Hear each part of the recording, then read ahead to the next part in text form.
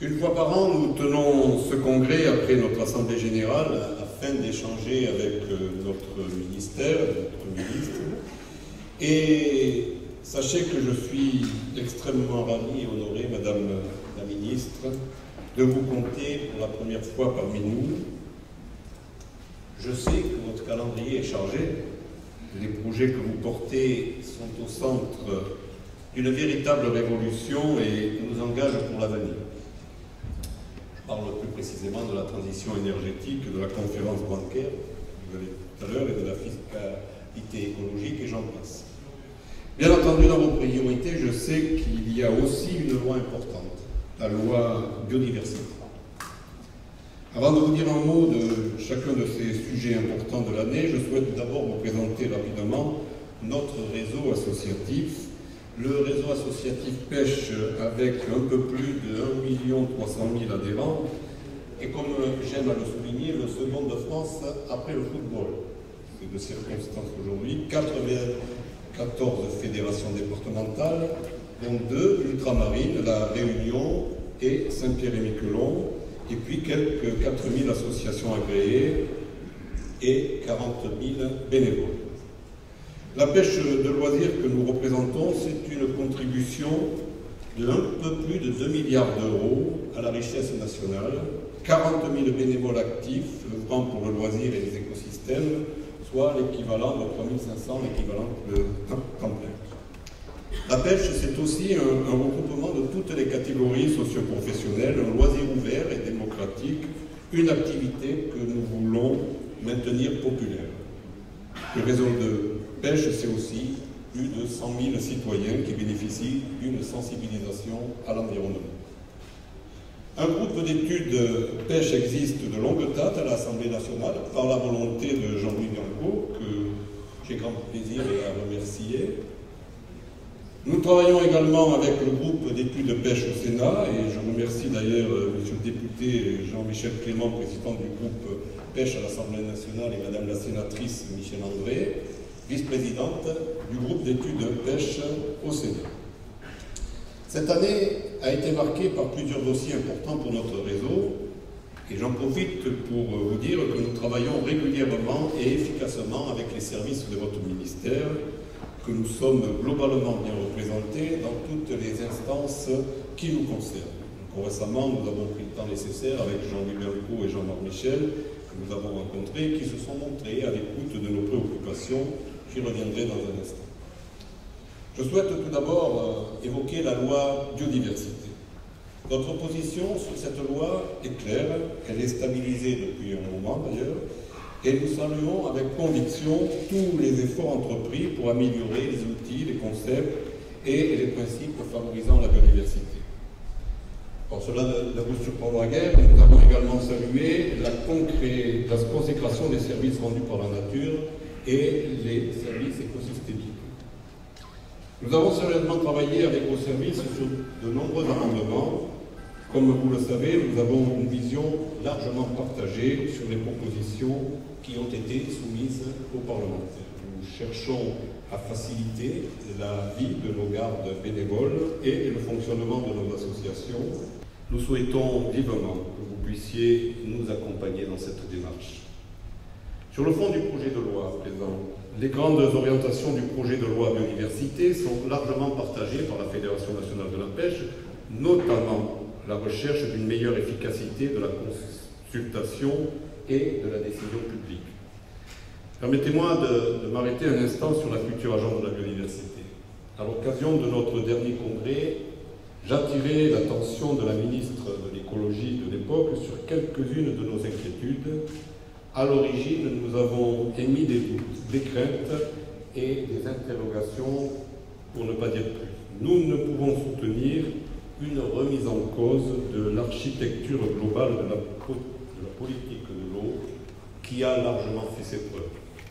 Nous sommes opposés à un éparpillement des moyens, en particulier financiers, et à un financement de la biodiversité globale par les seules finances de la politique de l'eau, le tout au mépris d'un principe, l'eau paie l'eau. Enfin, et vous le comprendrez, nous ne pouvons accepter une disparition de la compétence police de l'eau et de la pêche. L'ONEMA est d'abord une organisation conçue, créée et portée à l'origine, bien à l'origine par des pêcheurs sous forme associative pour lutter contre le braconnage. C'est donc d'abord une volonté de mettre en place un embryon de police qui a motivé les pêcheurs à créer en 1942 une organisation qui est devenue ensuite un établissement public, le Conseil supérieur de la pêche. En 2006, le Conseil supérieur de la pêche est devenu l'Office national de l'eau et des milieux aquatiques, et à l'époque nous avions la même crainte, mais nous avons accompagné la réforme. Nous redoutions que le poisson, j'allais dire, soit noyé dans l'eau en 2006. En fait, nous ne souhaitions pas que les milieux humides et aquatiques s'effacent devant le remembrement des terrains ou par les débordements maritimes. La concertation autour de l'Agence de la biodiversité, en particulier lors des différentes réunions des instances de concertation nationale, CNTE, CNE, etc., et avec Jean-Marc Michel en qualité de préfigurateur, a été de bonne qualité. Notre position n'est pas a priori naturelle, car les risques et doutes que j'évoquais ont un sens. En cette période de grande morosité, j'ai tendance à penser que tout est possible et que la confiance est un gage de réussite. Alors je vous le dis, Madame la Ministre, nous appréhendons avec confiance et sérénité la création de cette agence et une farouche volonté de travailler avec elle nous anime. Et néanmoins, vous l'aurez compris, nous souhaitons que vous nous confirmiez que la police de l'eau et de la pêche sera bien exercée par la future agence. Nous avons d'ailleurs proposé un amendement en ce sens. Je rends au passage hommage à tous ces collaborateurs qui sont chargés de réaliser une mission de terrain pas toujours évidente. Il est important que vous nous confirmiez que l'État demeure au centre de cette politique, notamment au travers de la mission de police, dans un contexte où la déréglementation est de rigueur, par souci de simplification et de réduction des effectifs. Nous voulons également que vous réaffirmiez que la place de la directive cadre sur l'eau sera bien dominante dans cette agence. Plusieurs de nos propositions, d'ailleurs, participent de cette idée et nous y tenons tout naturellement. Sur son fonctionnement, il ne me paraît pas présomptueux de revendiquer une présence notable de votre organisation au sein de cette agence, eu égard à ses missions et à la contribution en termes techniques de connaissances et de mobilisation humaine dont nous faisons preuve. Poursuivant mon propos sur la gouvernance, je souhaite aborder plus particulièrement la gouvernance locale de l'eau en quelques mots brefs. D'abord, les comités de bassin qui ont fait récemment l'objet d'une modification. Nous avons d'ailleurs renforcé notre présence sur Rhône-Méditerranée-Corse, Seine-Normandie et Artois-Picardie.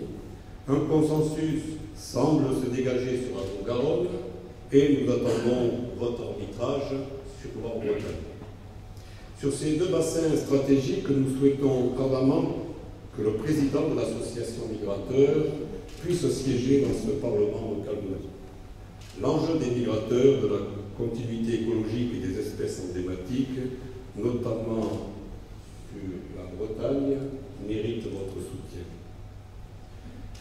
S'agissant de la réforme GEMAPI par laquelle les communes et leurs intercommunalités disposent des compétences de prévention des inondations et de gestion des milieux aquatiques, nous pensons que c'est globalement une bonne réforme, mais qui ne doit pas casser ce qui marche déjà en déstructurant notre organisation qui, avec leurs petits moyens, interviennent déjà sur ces problématiques.